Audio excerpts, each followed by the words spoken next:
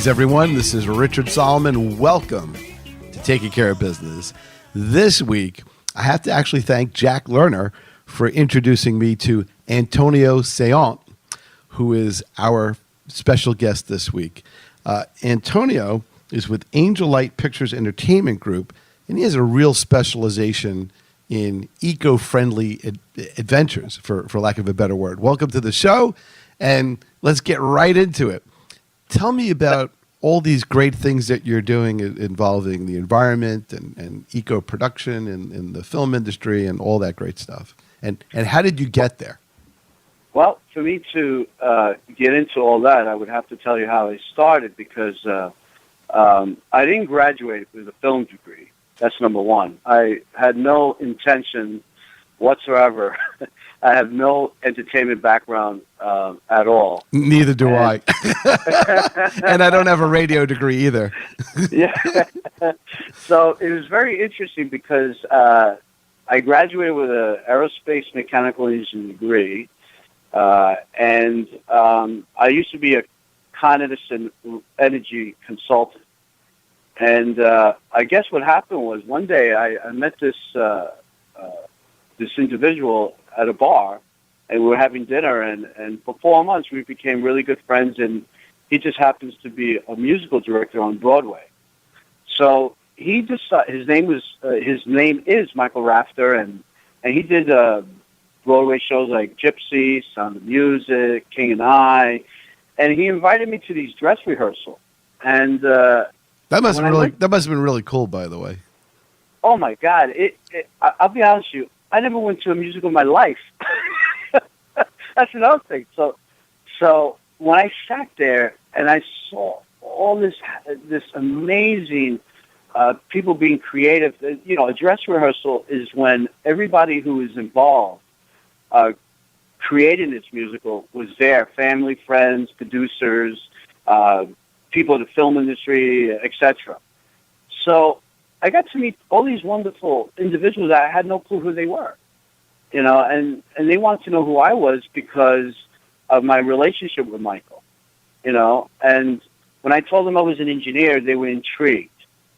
And I think I bonded because as an engineer, we have the ability to create and have imagination. We all know when it comes to creating a musical or anything in the film industry or television, you have to have some kind of imagination and have a heart to create. And I think that's what I fell in love with, that passion of it. So I started networking and meeting a lot of people in the business. And the funny thing is, I started connecting with big people in the film industry. Sidney Pollack was my mentor, and he invited me on the set of The Interpreter with Nicole Kidman and Sean Penn. And I was filming at the UN, and I learned so many things, and it was wonderful. But then I felt like something was missing, and I didn't know what that was. And I met this wonderful gentleman who's a business consultant, Dr. Dan Schaefer. And he said to me, Antonio, maybe what's missing is your past history as an engineer. And he showed me how to bring one into the other. And it was hard because at that time, I really had hard trouble balancing both, like juggling it all, because it was tough. So he showed me how to become an energy consultant at the same time deal with the film industry. So I had to start from the bottom as an actor. So Michael Rafter, who's the director, a musical director, he really helped me because he connected me with people from All My Children, who was a casting director. My grandmother used to watch that show. Really? Yeah, we're currently a General Hospital family, but that's another story. I know. Well, the funny thing is I never went to General Hospital, but I guess, because I was an All My Children fan at that time, and I was dedicated to them. But I went and I read for the casting director. His name was Robert Lambert. And the connection is he played the lead in Gypsy. So he was Michael's friend. So Okay. I went, but I read for him, and he goes, Antonio, you're a little green in the reading. I'm going to send you to this acting coach. So he sent me to an acting coach called Sandy Sharon. That was her name.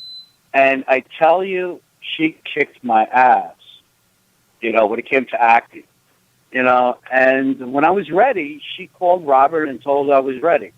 I came in, I read for him again, and then he started using me for under 5 roles on soaps.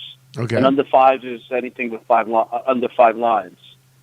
And eventually I met Kenny Ella Jr., who was a stunt coordinator at the time for All My Children, and he also did shows like Rescue Me, and he's Daniela's son. Okay. And so he took a liking to me, so I started doing stunt work, too, for All My Children, and he would call upon my services, obviously, for Rescue Me with Dennis Leary at the time. And I was the type of guy that I went behind the scenes. I would talk to the director. I wanted to know what they were doing, the sound guy, the DP. I was always curious. I wanted to learn because that's, I'm creative, imagination. I'm an engineer, and that's all part of me.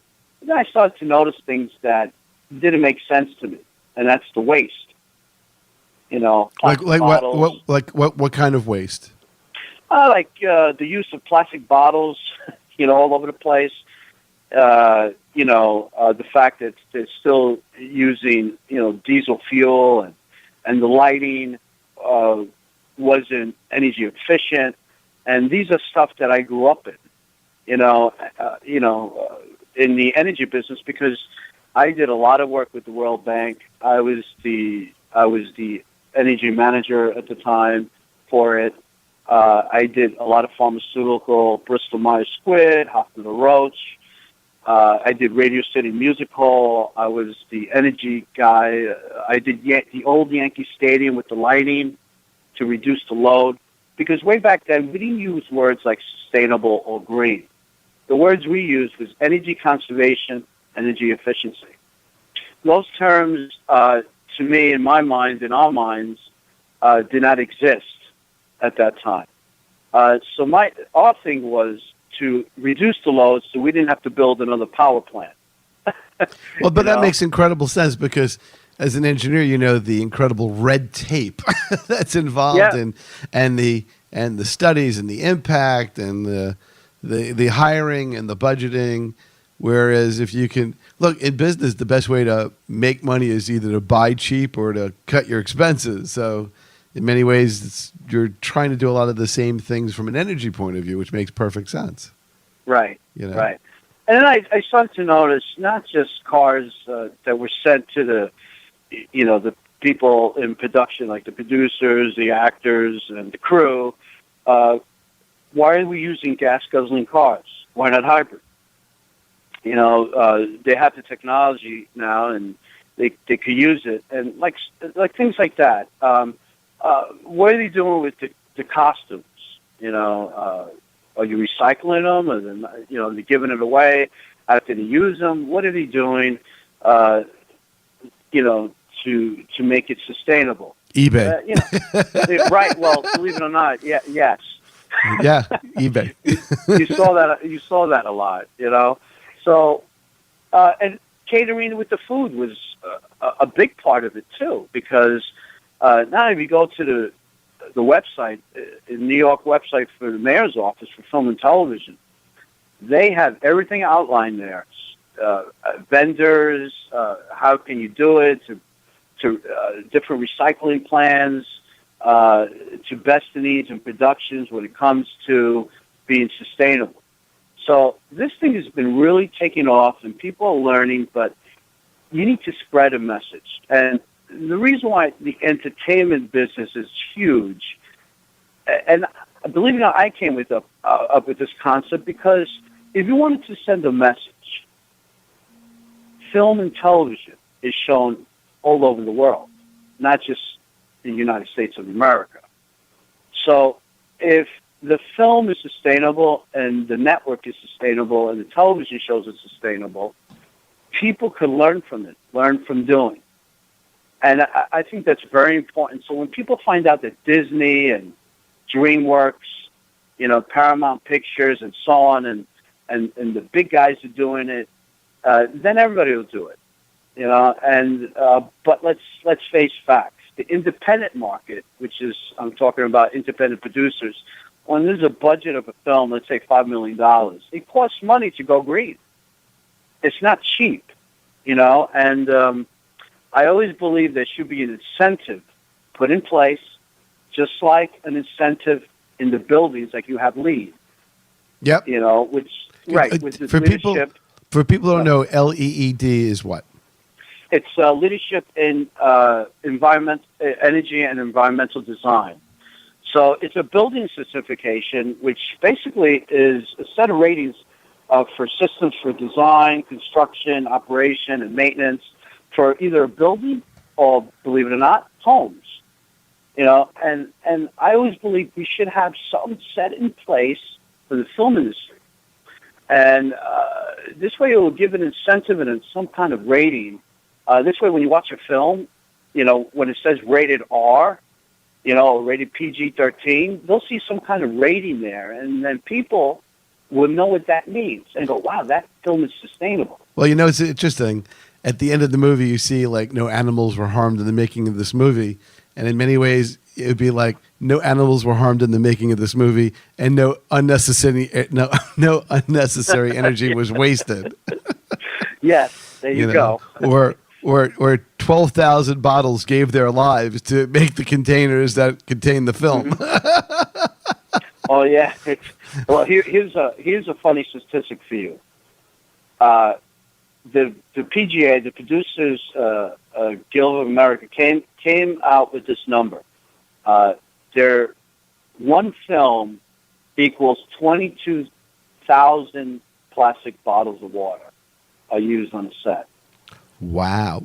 Is that just from human consumption, or is that in the actual film production? The film production. Wow. One film being produced on the set, the crew and everyone uses 22,000 bottles of plastic bottles. So obviously, that was a concern because what are you doing with these bottles? It gets recycled, and maybe it's ridiculous. Yes, it's a lot, and it was a lot to handle. And so now what they're doing is they're using recycled aluminum and everybody gets their own little one aluminum bottle, and you fill it up with water, and it's really fantastic idea, and I'm all for it. But you see, like things like that, it always helps. And the thing is, like I said, there's no incentive for independent filmmakers to do this, and I think eventually they will be, and I hope to, because I'm working on a system just like that to see if I could approach the movie ratings of America to try to come up with an idea to spread this message. Well, you're beginning to see that now when you see things like, fed a grass-fed diet, cruelty-free, non-GMO. You're beginning to see a lot of that on food labels in stores. Yes. And you see at least, no animals are harmed. I believe we're on the path where that kind of thing will be accepted and encouraged. So I think you're on the verge of a very important trend right there. Yes, and I'll tell you one thing, like Syracuse University, which is a huge university that believes in being sustainable. I was invited to speak at the university because they wanted to open up the entertainment business and how they're being sustainable. And I think what they want to do is they want to teach the future journalists, the future filmmakers, the future engineers to learn this after they graduate, to have it in their minds, embedded in their minds. So when a screenwriter is writing a script, he's thinking sustainable already. Wow. A director is filming a film, he's thinking sustainable. because he doesn't have to go and start pointing fingers. So let's hire a PA, a production assistant, that's in tune to being sustainable. And he already knows it, knowledgeable. It makes it easier, quicker on the set, and the cost will go down. All right, let me stop you right there. This is Richard Solomon. I'm with Antonio Saillant. We are taking care of business. We'll be right back after this quick break. Keep it right here.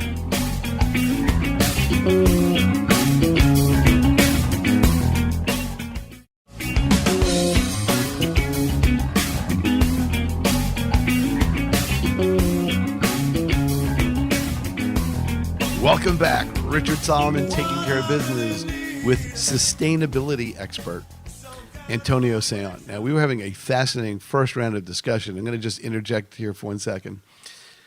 We need Antonio in the legal profession, and I'll tell you why. Not as a lawyer, believe me. We have plenty of those, plenty of those. And sort of like the joke, what do you call, 100,000 lawyers at the bottom of the ocean? Well, a beginning. The legal system is probably the greatest waster of paper and resources and lights and everything you can imagine. The courthouses are old. They are not really wired well. They probably use all kinds of old, inefficient lighting, old, inefficient heating. Even with the advent of electronic filing, the court still requires the submission of paper copies of all the documents.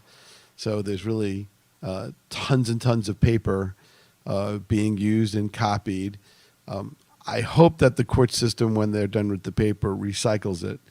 But it's just the generation of all that paper. Yes. Even if the court system did recycle the paper, there's still so much paper exchanged by the parties in the litigants. To the extent that people use regular mail to mail documents, there's still envelopes and things inside. And to be honest, the papers are incredibly thick. You should see how thick the papers can get, because you need a copy of, in any motion, you have to have a copy of the complaint, a copy of the answer, a copy of a lot. They want a lot of papers because that's the rule. But in a lot of ways, it would be much more efficient from an energy and paper point of view if complaints were one page, if answers were one page. And I've always said that. It's like, why can't it just be the complaint is, you owe me money, and the answer is, no, I don't. And and then when you make motions and all this other stuff, they make you put in whole copies of things. So if you're quoting part of a transcript, you have to put the whole transcript in for context. And there's got to be a better way. There has to be a better way to reduce the paper. Besides, most of the time, the court system can't really read all the minutia anyway, which is why they call you in for conferences to say, well, what is this about? And they try to net it down. So, and the thing is, all that paper has to be stored somewhere. There's paper everywhere and warehouses everywhere. And then when you need to get an old file, somebody's got to get it to an old-fashioned truck and go get it and bring it back. You know? It's amazing. It was like that. It's like that. It was like that in the film industry. With everyone gets a script, and again, you're using paper. And here's the thing: now we have the iPad. So why are we still using scripts? And wasting so much paper. It's just paper everywhere. It's the same thing. It's so easier to. We have the technology to. But you know what? I learned a long time ago, like even in Con Edison, that a lot of people were, they didn't want change. You throw a wrench in the spokes of a tire, and it like, oh my God, and people freaked out. And Con Ed was like that in the very beginning. Here we are trying to reduce energy, but yet there was paper all over the place. Right. Well, in many ways, is it breaking through transition adversity, or is it more like, I don't want to be bothered? Because to me, the way I kind of look at a lot of this stuff, it's, well, I don't want to be bothered. I want convenience. We live in a throwaway society. So, I mean, when you go to the store and you buy something, like food, they give you something with aluminum that you're going to throw away for after a minute, and then they have a paper bag inside a plastic bag. Mm-hmm. And I know that people most of the time don't say, "Oh, just give it to me," but you'd be amazed how much. I mean, think about this: when you go and get coffee from somewhere, right? Mm-hmm. Let's say it's a styrofoam cup, which, by the way, historically today, which is June 29th or 30th, 2015, the city of New York banned styrofoam. Right. But think about this. Correct. You go to some place, you get coffee in a styrofoam cup.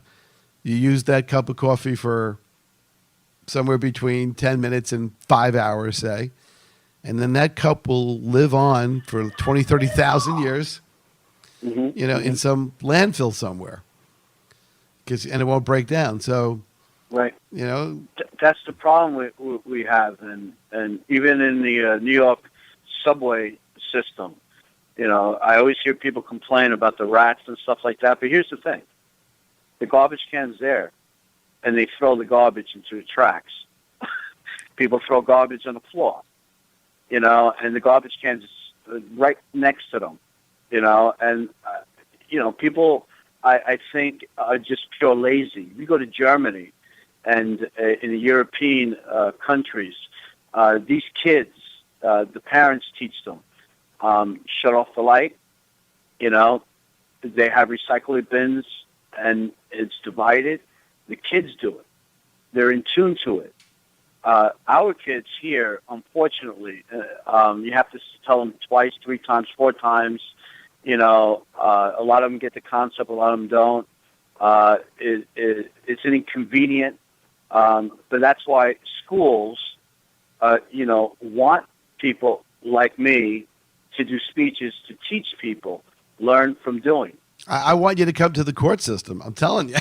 Yeah. I'm taking a copy of this radio show, and I'm going to start spreading it around because I am in a very energy wasteful, resource wasteful profession, unfortunately. Yeah. And I've been, I have friends that are lawyers, and I've been invited, and I've gone to the court system, and I also did a lot of the federal courtrooms when I worked for Con Ed. And I saw what you saw, and I was just, honestly, I didn't want to laugh because I didn't find it funny.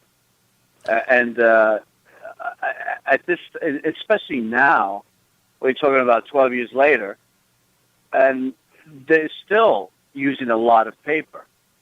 And it's just, with the technology we have in place and the incentives we have in place in New York City, you would think that they would use them to better our environment because it's Clint Eastwood and all these remarkable stars are really, really into the environment now. And look how old he is, He's about 84, I think.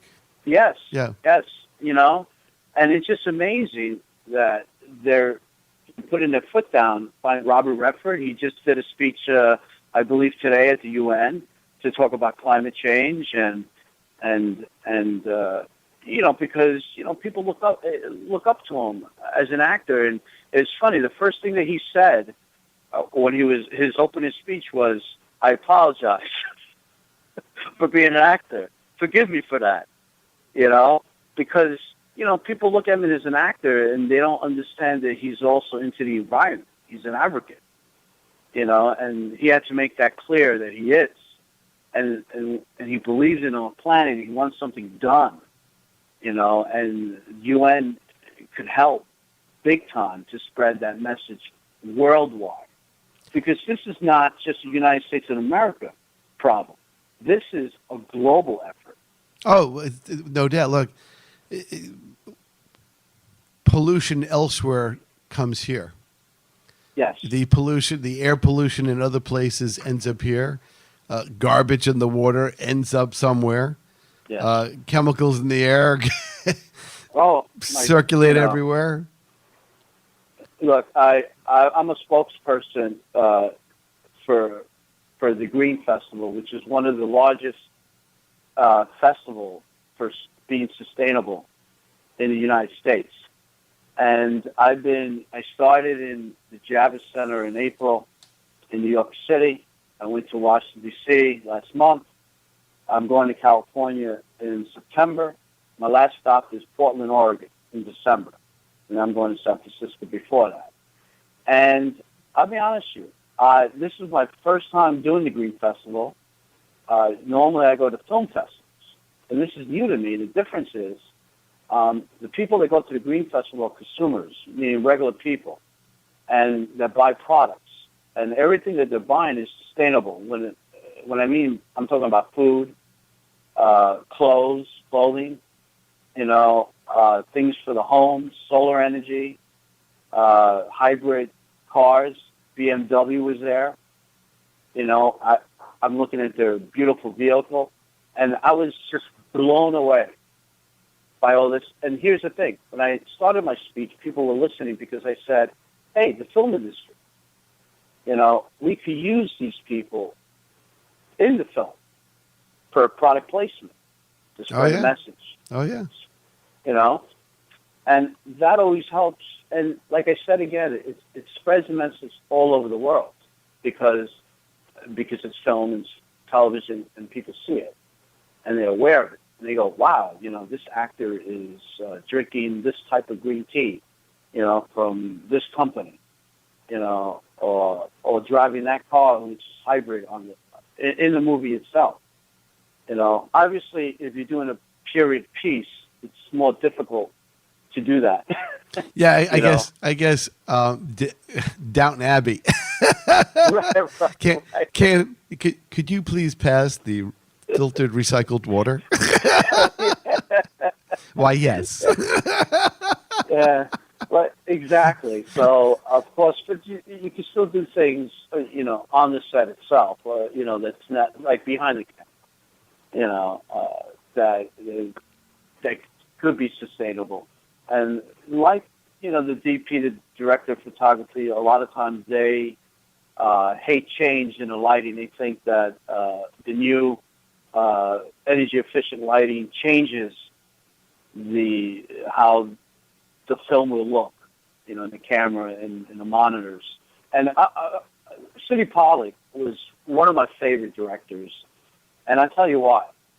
He would look at the monitors, but you know what he did? No. He would go behind the camera because he wanted to see if what he saw in the monitors was the same what he saw in the cameras. Well, that's interesting because I represent some people who do color corrections in photos for a living. And what's interesting is I would see clothing all over their office, and I'm like, "What's this?" And they're like, "Oh, we need to know that that this clothing in the shoot actually looks the way it is, in a final digital representation." So there's all this color correction and all this other stuff because you'll see the actual item, you'll see the model wearing it, and you'll go, "Oh wow, that's not even close," even though it's professional photography, professional light. It's just something gets lost in the translation. Right. Yeah. Right. So then, believe it or not, I interviewed and I met this gentleman who does this short film festival called Truck Fest. He's an Australian director, producer. His name is John Paulson. And he did that movie with Robert De Niro. It was called Hide and Seek with Dakota Fanning. Okay, I don't remember that movie, but go ahead. And he was the director. And he went up to De Niro and he said, Robert, I have this film festival, a short film festival that I started in Australia. And what it does, it opens up the doors to the creativeness of the new technology today. And he started, it was called Tropicana Cafe in Australia. He started with 100 people. He went from 100 people to 50,000 people. Wow. And it was just totally amazing. So Robert liked the idea.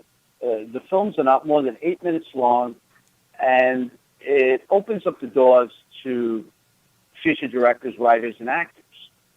And it turned into a global thing. So he tried it out in Tribeca Film Festival, and it was very successful. So he did it in Bryant Park in the big screen, and I tell you, like 100,000 people showed up. Not only does he show it in the big screen, these short films, but he screens it online at the same time. Oh, wow. And a couple of years ago, he did it in Prospect Park in Brooklyn. And amazing. And he does it in Dubai. He does it in India. He goes all over the world and promotes this. And he's very successful doing it. And he's the co-producer of that show on CBS called Elementary. Oh, yeah. So here's my concept then. So I thought of that, and I said, well, what if you do the same thing, but then you make the films sustainable, and then do the same thing he's doing. Now what you're doing is spreading a message all over the world, and these directors and writers and producers and actors are learning this and doing it. And it's a film festival that's actually using green technologies, because let's face it, Apple is going green by using their iPhone. They're very environmental friendly. Actually, they even putting up a building that I heard that's going to be run on solar energy. What about all those batteries? Exactly. If you notice, they are reducing, the battery size, and they've been eco-friendly. And obviously, do you remember a long time ago with the phones were supposed to get smaller and now they're getting bigger? Oh, I have a big phone. I have a Galaxy 4, yeah. Yeah, Because I have fat fingers and I can't use those little keys. And the only thing that turns me off is that it gets hot, and obviously, that's not a good thing. When the phone is getting, that means there's some kind of heat transfer going on that's not working. Right. And I always believe that. And things are missing, like in certain computers. You remember they used to have a fan to cool the load, the heat load, the heat transfer. I actually worked on thermal cooled modules at a very large computer manufacturer where they used pistons over a substrate. That was 144 chips on a substrate, and then they would have the pistons pull the heat up as water went over it to cool it down. So I know the problem of heat and chips because that's something I did in the 1980s. Yeah. Yeah. But I think eventually, I know a lot of people are looking at the fuel cell, as a better thing for batteries for cameras, like film cameras and stuff, because it does save a lot of time and energy. Because you got to recharge these batteries for the cameras constantly, and I've heard them talk about it, but they haven't done it because of the cost value. Remember, everything's budgeted, and, oh, yeah. And also technology, it's going to take a while for a film to be 100% sustainable. Well, one question I have in the minute and a half we have left in this particular segment is why I called the city of New York's 311 number, and I'm like, what are you supposed to do with batteries? Regular AA batteries that you use in recorders and this and that. They go, oh, you just throw it in the household garbage, and that bothers me. That actually you're supposed to bag it and send it back to the manufacturer. No, they said that's only with rechargeable batteries, but regular batteries, regular non-chargeable batteries, they said just throw in the regular garbage. And I'm like, really? That's terrible. Well, no, they have a new, I think if you go to 311 now, I think they have a section where they have recycling of technology equipment, like computers, batteries, all in one thing. Right, but I'm just talking about regular batteries, just not. Yeah, that's what I'm talking about. Yeah. I think it fits in the section of technology. Oh, I Like, got to take a look. you don't throw out your computer in the garbage. No, You no. recycle, right? You're recycling your computers and regular batteries because I think what happens is it's taken to another facility.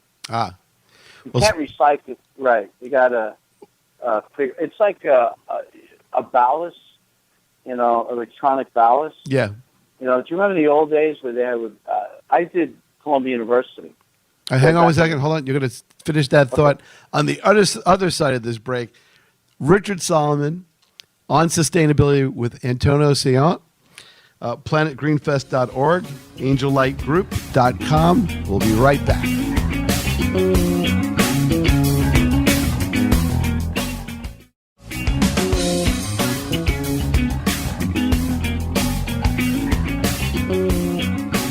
All right, welcome back. Richard Solomon taking care of business, sailing through a fast hour of radio.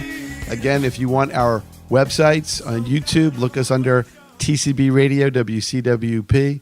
Put that in the little search magnifying glass. You'll see a whole pile of stuff.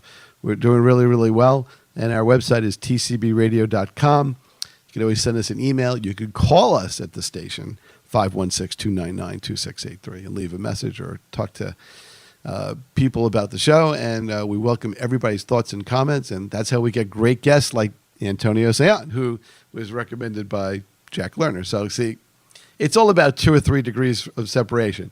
So speaking of separating compostable from plastic and paper, we were talking about Columbia University and computers and ballast before I rudely interrupted you for the hard break. So why don't you pick it up from there? Well, first of all, what I would do when I tell a lot of people when it comes to batteries, and they're not rechargeable, is to call up the manufacturer, and a lot of them would take them, and they'll send you these plastic bags, and you just send it to them, and they'll recycle them. All right, because I go through plenty of batteries on the radio, remotes and little handhelds and tons of stuff like that. Yeah, and they'll give you an answer for it, what to do with it, and I've learned over the years that people. Especially in New York, now you don't throw your computer out, with the garbage. It goes into a bin where it's technology. So right, e-cycle, I think they call it. Yes. So, and they have that a lot in the film sets too. Obviously, DVDs. A lot of them, they get crushed and recycled. So. That's it. But Columbia University, way back in the day, when I did the energy analysis for them and they converted to energy efficiency using equipment, HVAC, and the lighting, these facilities are so old that the lighting had PCB ballasts. Oh, I remember polychlorobiphenyls. They're nasty. Yeah. How crazy is that? So the contractors, you got to be careful when you take this out because they could be leaking. It gets on your hands, and so they had to wear gloves and special gloves to do this, and had to be recycled. And there were companies that would recycle this, and now obviously that era is done. Hopefully there are no PCB ballots ever anywhere. But you never know if you can find some. But there are recycling companies that deal with stuff like that. Weren't they in a lot of transformers? Yes. I think they were, yeah. So there may be... Yeah, exactly. Well, Con Edison, there's still old transformers out there, and you know this when you hear of one exploding and it's old, and unfortunately... They evacuate the street. Yeah, well, I mean, they have inspectors, obviously, they go throughout New York City doing their job, but unfortunately, sometimes, equipment breaks, things happen, accidents happen, and, it's too late to respond. But, it's all positive, hopefully, that one day all the equipment will be changed and everything be updated, and it's not just a Con Ed, it's a lot of the utilities all over the country, too, I'm pretty sure that, because you read this stuff all over, even Long Island or New Jersey, and it's hard, but that's why everybody's got their policies, and governors are working really hard to do their job and to push this environmental efforts to create being sustainable in the city, in the state, and help because that alone spreads a message all over the United States. And I have this theory that if we put together all 50 governors together, come out with one energy policy to be sustainable, I think we'll go further. But that's a hard job to do. Well, it is, especially when some states have coal as resources and others have, everybody has different kinds of natural resources, so they all want to monetize their resources. That's sort of the problem, which is, what do you do if you have something that can be monetized, but it's not exactly clean? Right. You'd rather be sitting on the big natural gas field than the coal mine right now. Yeah, and like I said, technology, and what do you do with those people if you get rid of coal and all those people lose their jobs and they have families, and what do you do? Right. You could crush a whole bunch of counties, and you have generations of people who've worked in certain industries and industries that look when Grumman left Long Island back in the day, that was all these great engineering jobs, and then with it went the need for teachers and policemen and laundromats and grocery stores and everything else. So when a sector of the economy gets taken out one way or another, there's definitely shockwaves. Absolutely. And I remember Bethpage Grumman. It was located in Bethpage, Long Island, because I went to State University of Farmingdale, and I studied aviation technologies, and then from there I transferred to New York Institute of Technology, where I got my aerospace engineering and mechanical engineering degree. So a lot of my teachers worked for Grumman. They were old Air Force World War II pilots. They were they were in the 70s at that time, 70s, 80s, and I remember it was booming. It was great, fantastic. And then look what happens. My senior project, I designed energy efficient commercial airliner. Oh, wow. And when I went to Syracuse University last year, I was in a turboprop aircraft, gas guzzler. And when I landed in Syracuse, I had to open up. I had changed my whole speech, and I had to say that. I said how I designed the commercial airliner, energy efficient, and we're still doing this, years later. Right. Right. Why? Right. And you'd think that the airlines would have a selfish interest in being more efficient since the cost of fuel is so high. Right. And that's probably a major component of their budgets. Yes. It's huge. And I just couldn't believe it. All the planes, a turboprop. I was just, wow. And you know what? They use that a lot for short distance, like Syracuse, 45 minutes away. A lot of times in Washington, D.C., they use those aircrafts. Why? Are they considered safer or more durable? Or durable, safer, and what my understanding was, because I was questioning it. I'm like, that doesn't make sense to me. And, the money wasted must be tremendous. I'll be honest with you. I didn't understand the whole concept. If I had more time, I would do a complete analysis, to really figure it out, why. Because if you go to an airport, you see those aircrafts all around. Every major airliner has them. I think they use those aircraft for a short distance. Right. I went to Washington on a corporate jet, and so, but it's still a gas guzzler, and that. They haven't really modified there. A lot of the structure has changed. It's lighter materials, which is good, and I'm pretty sure that one day they'll catch up to the technology of today. Just like the cars are doing now. I think that technology, slowly but surely, is changing the automotive industry. I happen to represent the dealership of a particular manufacturer, which I won't mention. and nice guys, the whole bit. And somebody was telling me that on the hybrid car that they have currently, one of the guys said that he was getting 70 miles per gallon. And I was like, wow, that's pretty amazing. That's pretty amazing. Yeah. And this is the stuff that I keep preaching. So how do we convert the preaching into a Bible that you can disseminate out there? Because it's got to start with the governor to the mayor, And why don't you write the playbook for the governors? I'm serious. I'm not laughing. You know why? Because I'm considering it, and that's the whole rating thing is very important. I'm trying to develop a rating structure for the film and television industry and present it to the Motion Pictures Association. And the reason why I want to approach them is because they do the rating system for, the audience, right. Rated R, rated PG. And those are the people you want to speak to because if you have them on your side, you have Hollywood.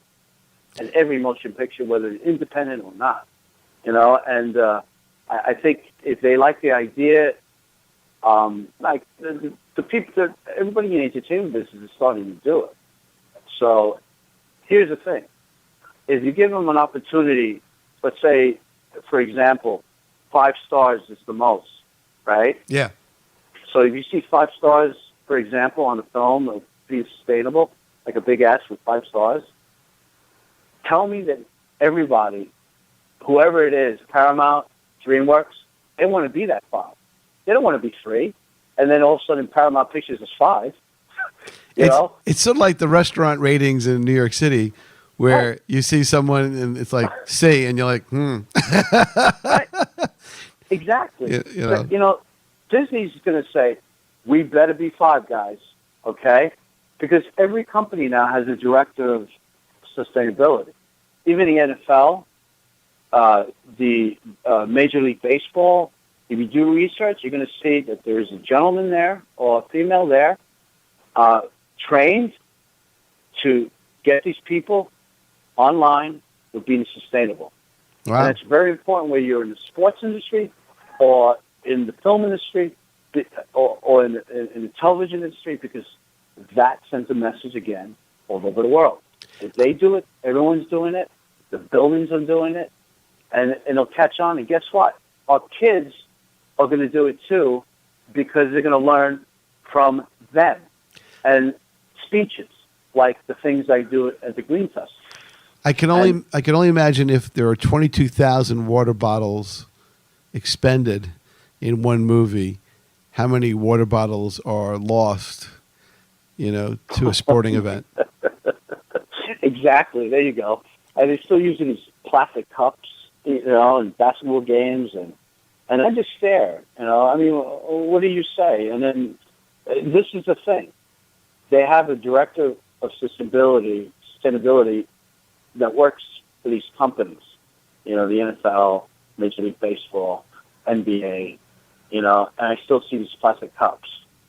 And it just amazes me that they haven't done anything. And there's still paper being used all over the place. I still see it, And sometimes I'm not going to say what set, that I've been on, that I would still catch it, And certain actors don't want change. They don't want to use the iPad. They want to have a script in their hands, And why not? People are reading books on the iPads, And why can't you use it? Why can't you use the iPad? It doesn't make sense to me. It's simple. It's there. Well, they want a 120-page script or a 60-page script or 45, whatever it is. See, I'm very sustainable because I never use a script here because we just gunsling. We don't have time for it. Right. No research department. Right. It's just spontaneous, off the cuff improv talk. Well, so all my speeches because I'm always nervous. Like if I walk on stage and I start speaking, I have paper in my hands or index cards or something, and somebody will say, "Hey, if you're so sustainable, why are you using paper?" But Because from a disaster recovery point of view, you don't need to plug the index cards into an outlet in a power failure. Yeah, right. So I just I follow my heart, passion, and people see it. Well, where did this? Okay, because we don't have that much time left. Believe it or not, we have like 3 minutes. Where did this passion come from? I think it's because of where I came from in the energy business, and because in those days we really believed in what we were doing. When I worked for Con Ed, they really believed that going out there and saving, a KW to reduce the load, so we don't have that power plant to build, I think was very important for them. And that stayed in my heart, And then over the years, when I hear of friends of mine, or my mother, who developed lung cancer, she never smoked a cigarette in her life, made me believe that, now I'm not going to use the word sustainable or green. I'm not going to use the words climate change. I'm not going to use global warming. I'm going to use these words.